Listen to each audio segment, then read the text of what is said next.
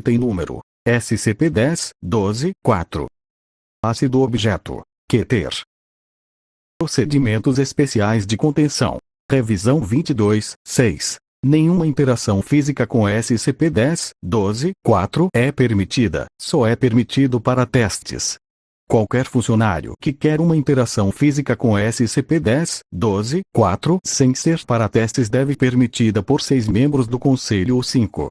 Qualquer funcionário deve estar a 20 metros de SCP-10-12-4, exceto para manutenção ou testes de reavaliação. A cela de contenção deve suspensa no interior de uma cela secundária. As paredes da secundária devem estar a 30 metros da principal. A secundária deve ser observada constantemente, iluminada e limpa de qualquer escombros. Qualquer objeto, movimento ou corrosão confirmada na cela secundária causará confinamento total do área. Sinais de corrosão na cela principal, secundária, em funcionários ou em 200 metros de SCP-10-12-4 deve ser reportada à segurança. Qualquer objeto ou funcionários perdidos por SCP-10-12-4 não deve tentar recuperá-lo. Nota: SCP-10-12-4 não tem um estado dócil. Qualquer diminuição de suas atividades ou aumento de cooperação de SCP-10-12-4 deve ser considerado uma armadilha. Procedimentos descontinuados devido a alta porcentagem de fuga. Revisão 22-7. Nenhuma interação física com SCP-10-12-4 é permitida, só é permitido para testes. Qualquer funcionário que quer uma interação física com SCP-10-12-4 sem ser para testes deve permitida por 6 membros do Conselho ou 5.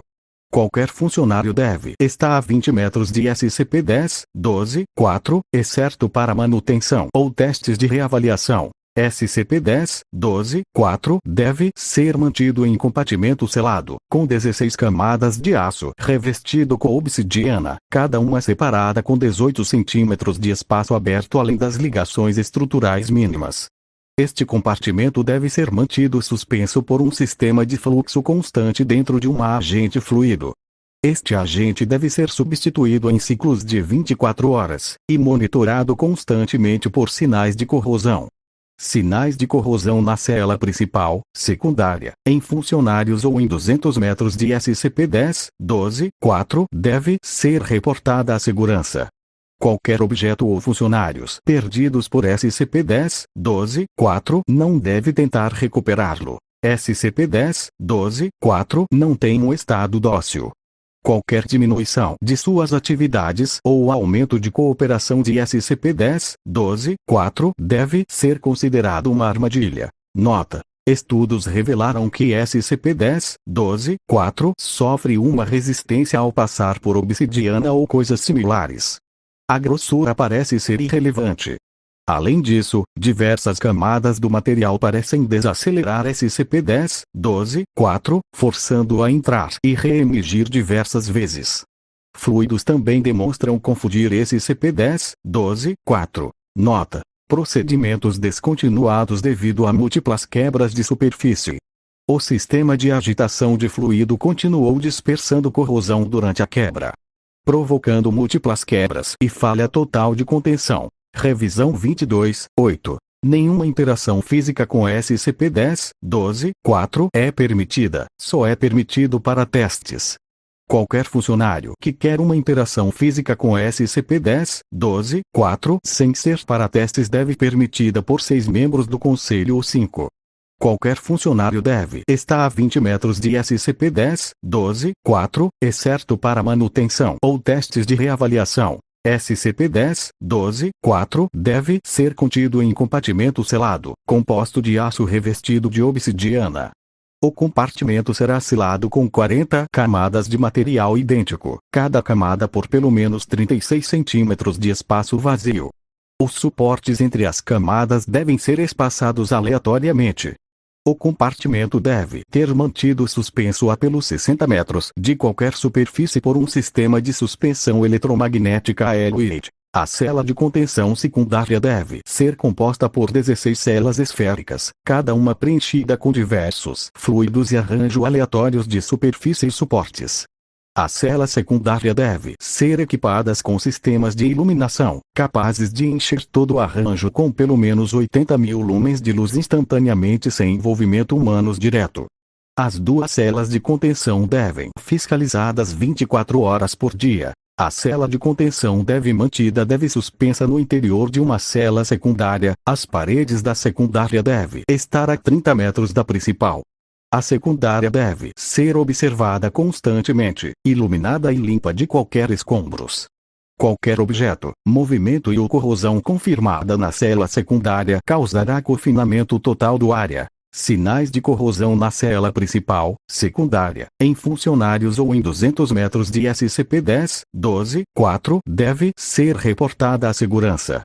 Qualquer objeto ou funcionários perdidos por SCP-10-12-4 não deve tentar recuperá-lo. Notas. Pesquisas e estudos constantes revelaram que, quando confrontado com uma combinação de estruturas altamente complexas aleatórias, SCP-10-12-4 pode ser confundido, mostrando um atraso notável na entrada e saída de tais estruturas. SCP-10-12-4 também demonstra aversão à iluminação direta e repentina. Isto não se manifesta como dano físico, mas o força a fugir rapidamente para a dimensão da decomposição gerada em superfícies sólidas. Estas observações, em conjunto com a aversão ao chumbo e confusão com líquidos, reduziram os incidentes de fuga em 43%. As celas principais também têm sido eficazes em casos de recuperação que requerem o protocolo de retorno. Estudos continuam. Descrição. SCP-10-12-4 se parece com uma casa abandonada do século XX, feita de concreto. O teto tem uma forma triangular, sendo de tijolo e o chão é feito de madeira que está toda amorfada. SCP-10-12-4 há coisas nela que indicam que alguém morava lá, como 2 livros velhos em uma língua desconhecida, 8 revistas com a mesma língua dos livros e aonde estaria logo da empresa da revista estar rasgado, 2 jornais com a mesma língua desconhecida, 2 fotos que são um quadrado preto, um relógio apontado para 5h30, 3 pares de copos, uma chaleira, 2 sapatos e um jornal que há uma foto de algo na água e uma língua desconhecida. Quando o SCP-10-12-4 toca em algo sólido causa um efeito de corrosão.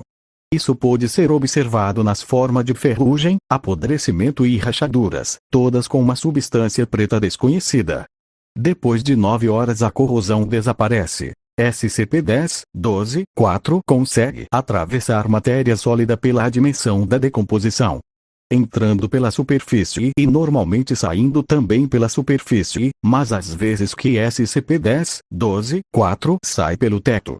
Não se sabe que a dimensão da decomposição é o ponto de origem do objeto ou uma toca. Os estudos ilimitados da dimensão da decomposição mostraram que é uma sala com vários corredores que leva dados expurgados. Os indivíduos capturados por SCP-10-12-4 podem ficar na dimensão da decomposição por dias, com alguns indivíduos sendo soltos só para serem caçados e recapturados e dados expurgados. Adendo. Notas de revisão SCP. Devido à extrema dificuldade em conter SCP-10-12-4, a cada 3 meses deve ser revisado, ou se acontecer 3 incidentes de quebra em 2 meses. Causar dano físico não imobiliza SCP-10-12-4. Os procedimentos de contenção atuais são um total de tudo que a Fundação descobriu sobre SCP-10-12-4 que pode facilitar a contenção do mesmo. Notas sobre comportamento. SCP-10-12-4 parece passar por longos períodos de hibernação, nos quais não faz por 5 meses. A causa disto é desconhecido, a única coisa que sabemos sobre isso é que isso é uma armadilha. Quando desperta, SCP-10-12-4 fica totalmente agitado e quebrando a contenção e matando vários funcionários, só sendo parado com protocolo de retorno, SCP-10-12-4 parece caçar e atacar motivado por desejo, não por fome. Isso é notável pelo comportamento de capturar a vítima e depois soltar e capturar a vítima, soltá-la e recaptura-las. A dimensão interna acessada por SCP-10-12-4 aparenta ser acessível somente por SCP-10-12-4. Dispositivos não funcionam na dimensão da decomposição. Sempre acontece o dispositivo quebrar ou ficar mostrando um quadrado preto. Parece que SCP-10-12-4 brinca com suas presas na dimensão da decomposição.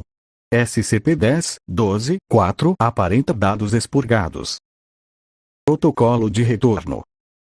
Em caso de quebra provocada por SCP-10-12-4, um humano na faixa de 22 anos, atualmente, fica preso em uma máquina que quebra um osso longo, porém a máquina só é utilizada depois de restaurar a cela de contenção. Quando a cela estar pronta, a máquina quebrará a perna do indivíduo isca, e os gritos do indivíduo serão transmitidos pelo sistema de anúncio do sítio. Tipicamente, SCP-10-12-4 começará a se mover na direção do indivíduo após 10 ou 30 minutos após ouvi-lo. Caso SCP-10-12-4 não reaja à transmissão de áudio inicial, deve ser quebrado outro osso do indivíduo isca em intervalos de 30 minutos até que SCP-10-12-4 reaja.